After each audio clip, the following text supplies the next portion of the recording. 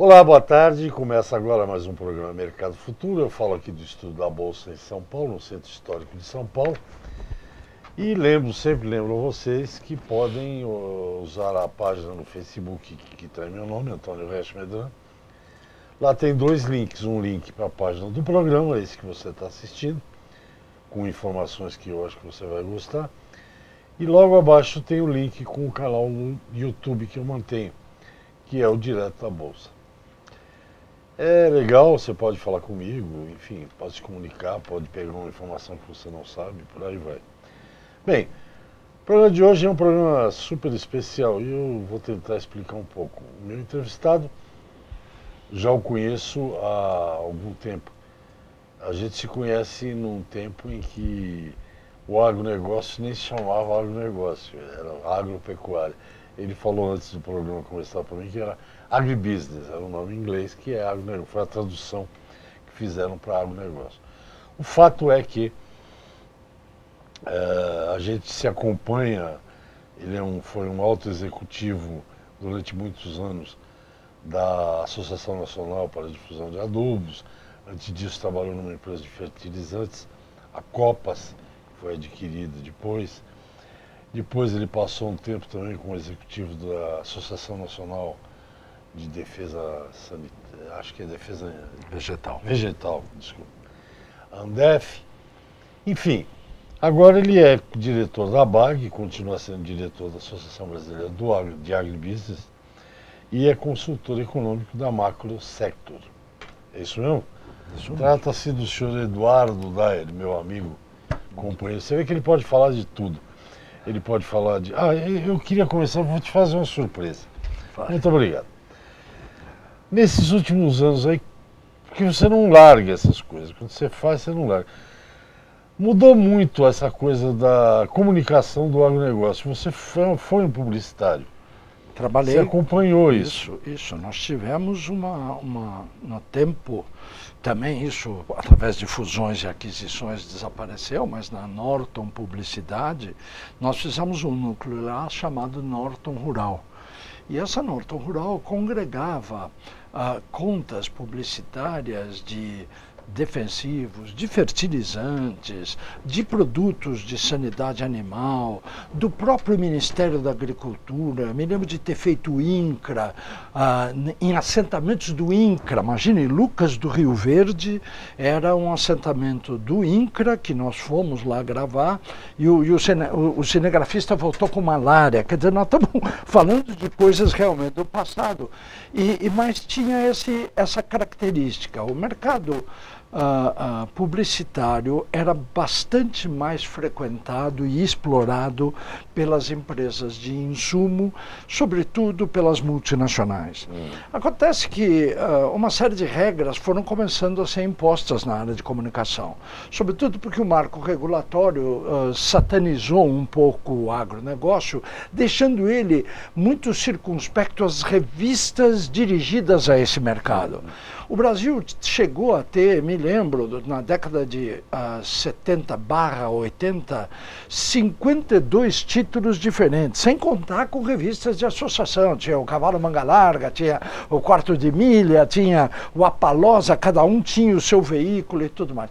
Isso tudo foi se concentrando. Hoje você vai às bancas de revista, você tem uma redução do volume de títulos e do número de tiragem. Por quê? Porque foram limitando esse mercado e porque a comunicação também, e aí você tem a pergunta é bastante importante, ela foi mudando de conceito.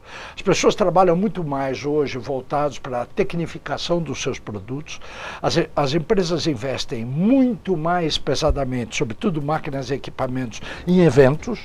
Então você tem, nesses últimos 15 anos, brota um AgriShow, que é um fracasso, nós sabemos, nas primeiras edições, e um sucesso retumbante, passa a ser a segunda maior feira do mundo de agropecuária, onde tinha um pouco, e tem ainda hoje, represam os lançamentos de novos modelos de máquinas e tratores para esse evento.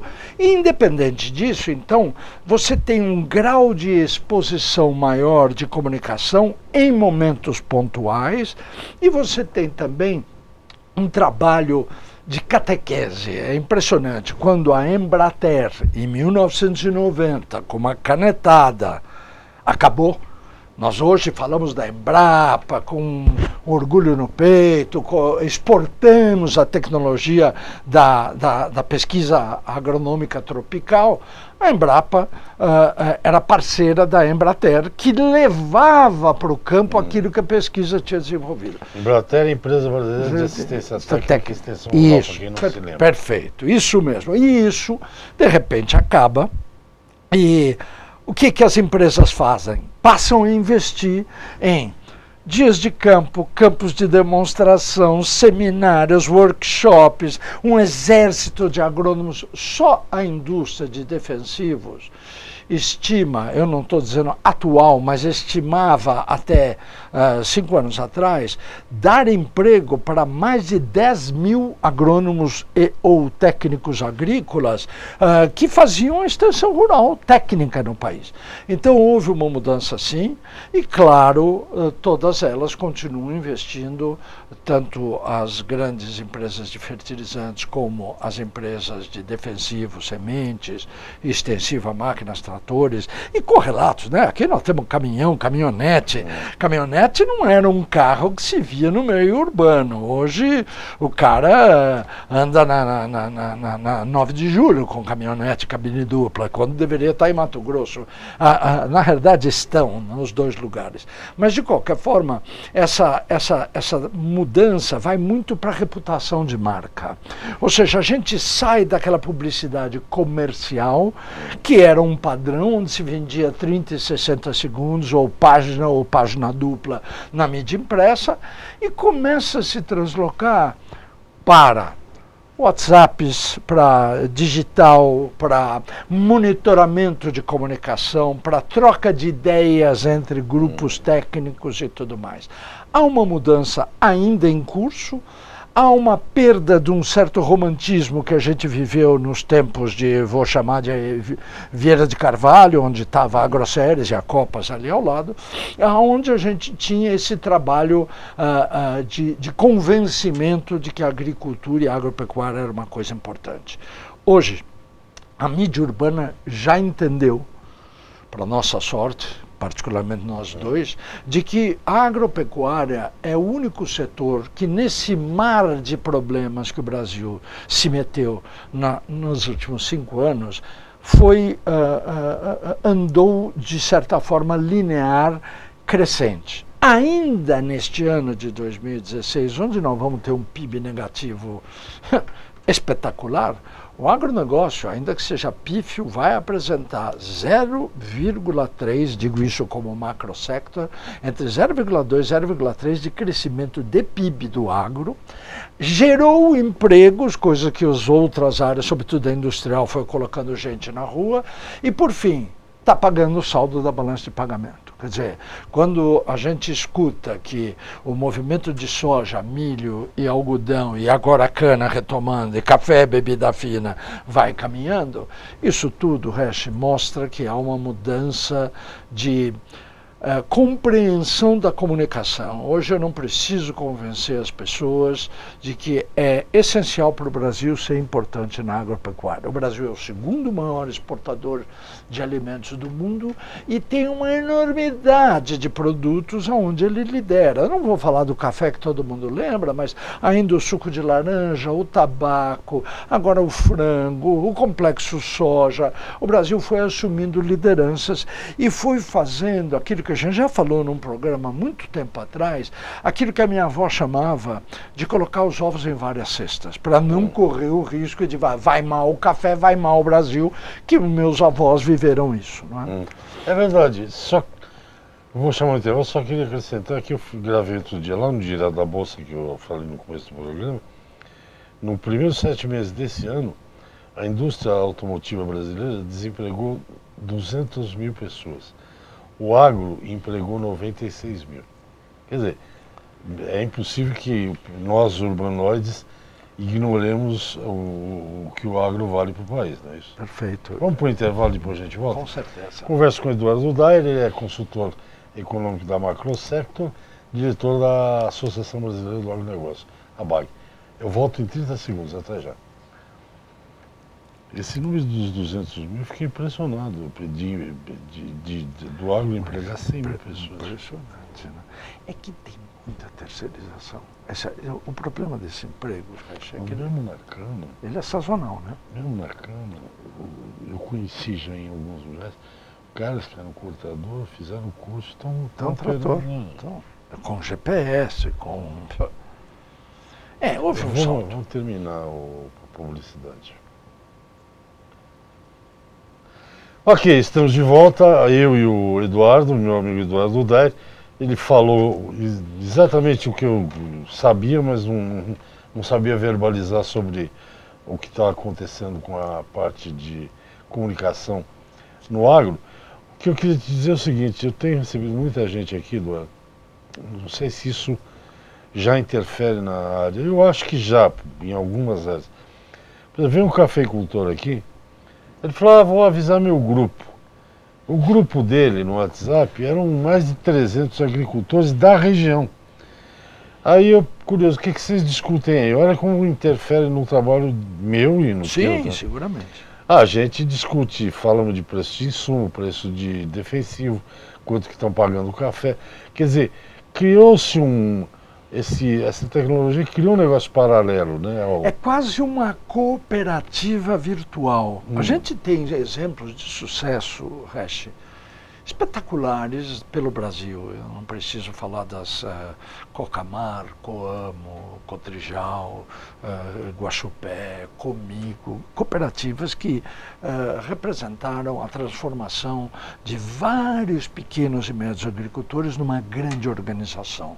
Uma gestão competente, um investimento forte, claro que um auxílio do governo no cooperativismo, mas eu digo isso porque quando você tem um grupo hoje virtual, ele nada mais faz do que referendar no mundo digital aquilo que está acontecendo também no cooperativismo.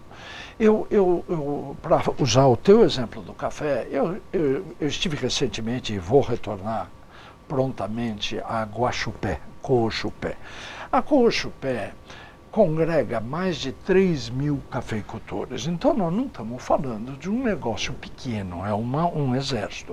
Mas são pequenos produtores que se concentram numa armazenagem, numa comercialização, numa classificação, num tratamento muito interessante que é feito do café que está ganhando mercado. Sobretudo café sul de Minas, bebidas finas que vão ganhando espaço no mercado e vão tendo estratégias mercadológicas de criarem marcas próprias e tudo mais. Mas eu uso esse exemplo para colocar que a Coxupé, se fosse um país, estou fazendo aqui o merchandising do meu amigo presidente Carlos Paulino, a Coxupé, se fosse um país, ela representaria o 8º país exportador de café. Isoladamente, uma cooperativa em Guaxupé, aqui perto da divisa de São Paulo. Não é que nós estamos falando de um outro planeta, nós estamos falando de uma localidade próxima. Mais do que isso, eu estando lá, vi gerentes de compra do Starbucks Café, vejo interações com Nestlé, ou seja, virou uma indústria fornecedora de insumos para outras indústrias, mediante, claro, que todo um trabalho de evolução técnica. E aqui tem um exemplo fantástico para o telespectador do Mercado Futuro e particularmente para o Resch.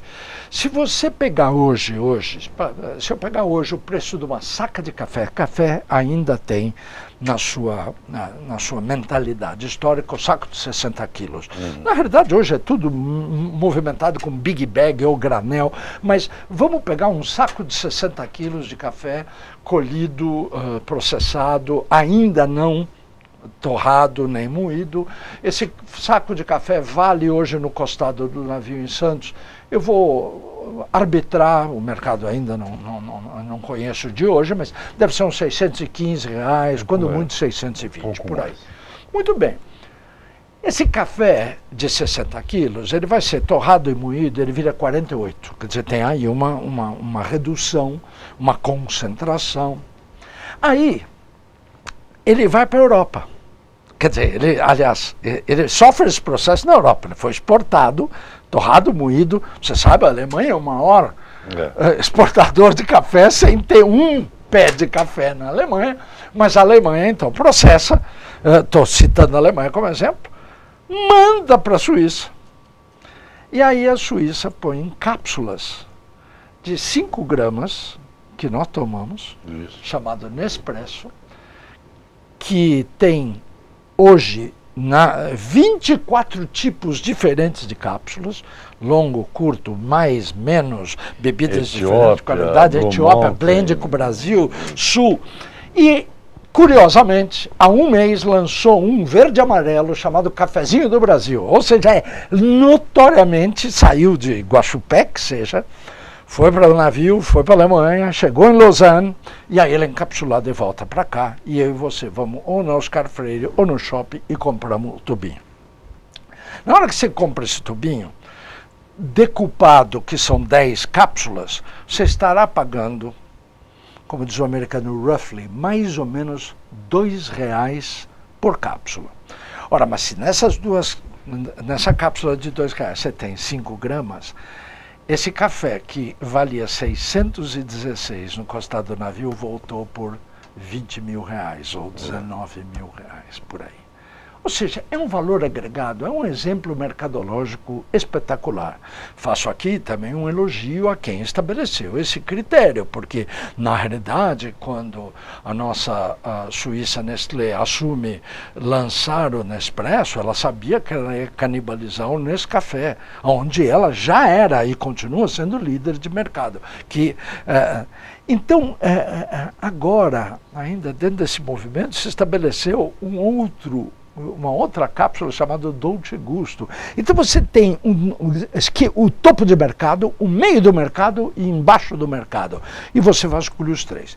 Com um detalhe, há uma extensão de marca.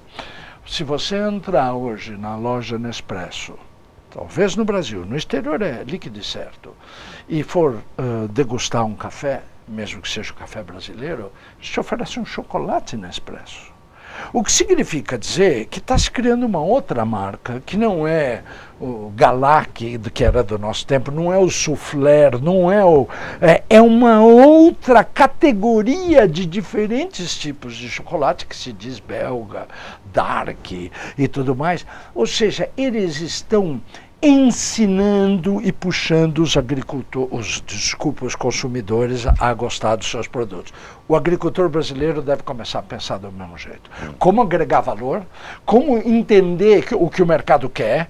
O mercado toma uísque, mas também toma pinga. Aliás, toma mais pinga do que uísque. Mas o que eu quero dizer é que existem essas estratégias mercadológicas que poderiam se aplicar no mercado brasileiro e que nós muitas vezes deixamos isso para intermediários. Essa é uma ideia. Curioso.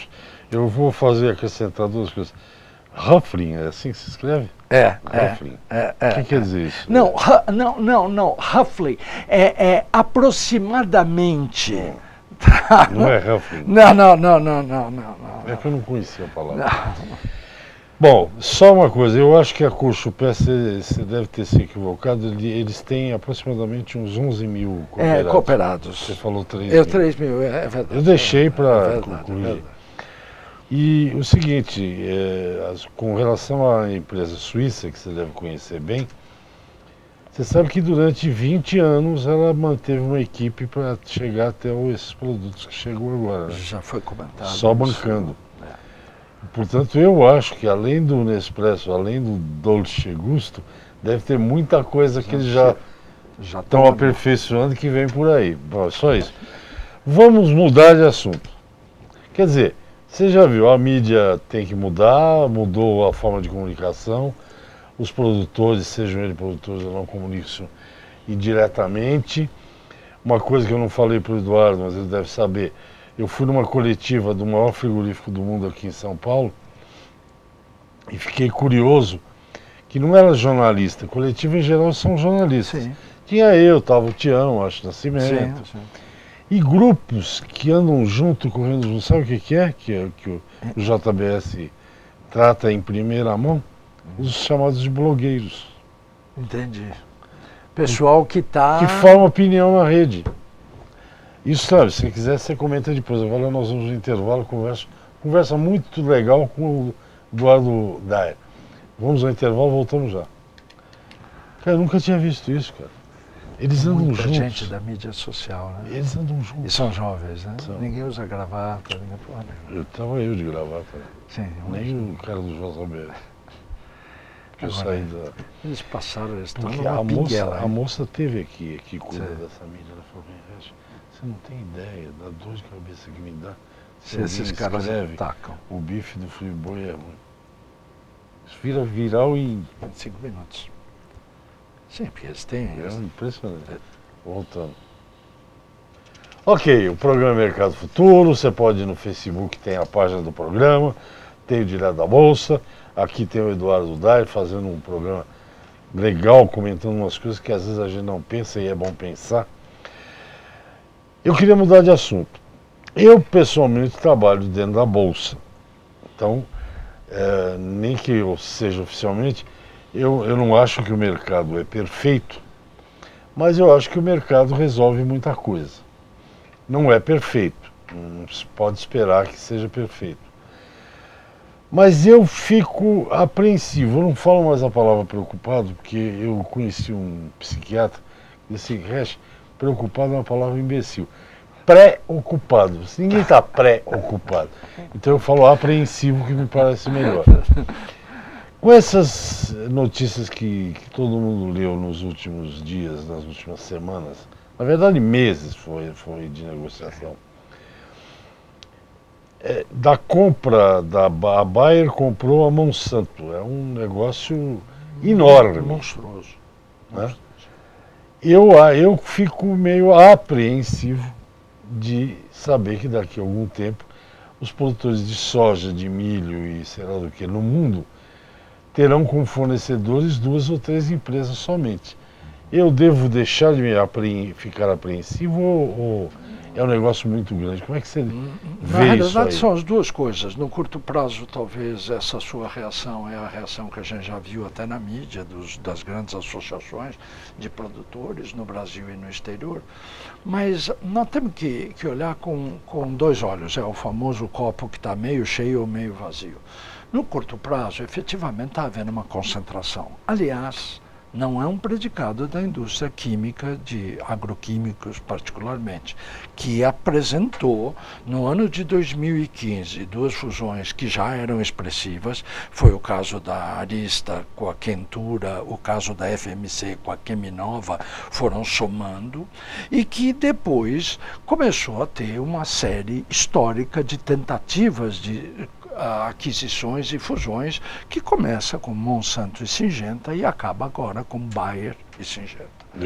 Bayer, Monsanto Bayer e Monsanto e ChemChina com Syngenta e Dow com DuPont. Então, esse processo de concentração, ele é um pouco o mesmo que a gente viu no mercado publicitário, que eu e você frequentamos. Está havendo globalização e concentração. No mercado bancário, então no Brasil, na minha infância, tinha bancos e casas bancárias pela esquina, que agora estão virando pouquíssimas opções e conclui-se agora há 2 meses com o HSBC virando Bradesco. E essas coisas é um pouco assim, né, Resch? Quer dizer, a palavra que leva a essa concentração é muito clara, chama-se economia de escala. Ou seja, eu não preciso mais de 2 escritórios de advocacia, 10 contadores, não é? Eu concentro os meus custos fixos e rateio melhor. Eu queria fazer 2 correções no raciocínio primeiro colocado, que é, olha, estamos indo aí para uma situação de oligopólio, quase monopólio, porque está havendo uma concentração. No curto prazo, volto a repetir, é verdade, esse é um processo, inclusive, que tem um desgaste interno brutal, são 2 culturas. Imagina uma cultura europeia se juntando com uma cultura americana. É mais fácil entender Dow e DuPont, é mais difícil imaginar Bayer e Monsanto, e muito menos ChemChina e Syngenta, mas essas coisas acabam, ao longo do tempo, se estabilizando e concluindo e funcionando. O que acontece é que quando você ganha essa economia de escala, você ganha recurso para investir fortemente, que a gente já vinha desacelerando, naquilo que é pesquisa e desenvolvimento. Ou seja, quando uma Syngenta, ou, vou repetir, quando uma Monsanto, notoriamente líder em biotecnologia, é comprada pela Bayer, notoriamente na Europa líder em agroquímico, você ganha uma complementariedade maior e uma chance de desenvolver produtos conjuntos muito mais produtivos, muito mais resistentes e muito mais eficientes para a agricultura brasileira. Então, para que isso aconteça, até pelo preço que hoje custa o desenvolvimento de novas moléculas para o agronegócio brasileiro, que não é brasileiro, é no mundo, ninguém lança um produto para cenoura em Cotia, lança produto para soja no mundo, por uma questão de economia de escala, de novo. Então, o que eu estou colocando é que o lado do copo cheio consiste nessa maior possibilidade agora de ter inovações vindo. Segundo colateral é que depois de 10 anos, esses produtos se transformam em produtos genéricos, onde você tem um realocamento, assim como na indústria farma, antigamente você só tinha um fornecedor, um preço, e de repente as coisas ganham o genérico com alguma maior facilidade e opções de produto, você começa a ter, e isso já existe no mercado de defensivos, por exemplo, o glifosato, que faz parte da grande arrancada da Monsanto. O glifosato hoje no Brasil você tem registrado 54 glifosatos. Você pode escolher, você quer chinês, você quer o da Monsanto, você quer, enfim. E eles comercializam também entre eles. Muito bem. Então tem esse efeito positivo de maior investimento em pesquisa e desenvolvimento das duas áreas, biotecnologia e química, e mais ainda, quando surge essa nova molécula, Temos 3 minutos. Ela não é um produto, ela é uma família de produtos. Então, desta fusão, a gente tem que olhar por um lado realmente que preocupa, e falar, puxa, será que eu estou ficando na mão de um único fornecedor? Eu já vi piadas nesse sentido, de que, no fundo, nós vamos ter que depois aprender a falar mandarim, porque vai ter duas empresas enormes, chinesas e americanas, tentando resolver a nossa vida. Mas, a bem da verdade, você vai ter, pelo menos essa é a expectativa, que a própria indústria conduz, primeiro resolver um problema de lucratividade, estamos num sistema capitalista, não? E distribuição de resultado, e mais do que isso, aumentar as opções. É isso que eu vejo. Não, eu sigo aquele exemplo. Se é Bayer... É bom. o Eduardo falou dos genéricos, por exemplo, a aspirina já tem genérica, mas deve ter mais de 2.000. Mas as pessoas, pelo menos da minha geração, que não é tão antiga assim, elas vão na farmácia, me dá uma aspirina da Bayer, ela não pega ácido acetil salicílico. Então, a Bayer é uma empresa que nos Estados Unidos está há 150 anos, no Brasil está mais de 100. Está mais de 100, a BASF está há 150 anos.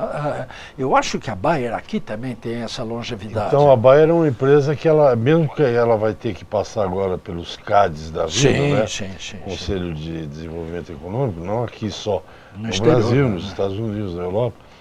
Mas a Bayer é uma empresa alemã tradicional, né? E eu acho que muito provavelmente tem a ver um pouco com isso que você citou de custos e desenvolvimento de pesquisa. Economia de escala. A coisa está complicada neste momento, não no Brasil, é no mundo, né? Eduardo, muito obrigado, fiquei muito satisfeito de recebê-lo hoje, adorei o programa mais uma vez. E você podia fazer essa palestra lá na Macrosector, porque você falou de publicidade e acabamos falando dos mergers enormes que estão acontecendo no mundo. Muito obrigado, eu espero te ver em breve. Obrigado a você. Só uma complementação, rapidésimo. O acróstico Se é Bayer é bom, salvo o melhor juízo, foi feito por Olavo Bilac, para você ter uma ideia da classe. É mesmo? Sim, senhor. Mas procure nos anais da Vamos no Google daqui a pouco. Muito obrigado. Gente, até o próximo programa. Obrigado pela atenção. Espero que vocês tenham gostado como eu. Até lá.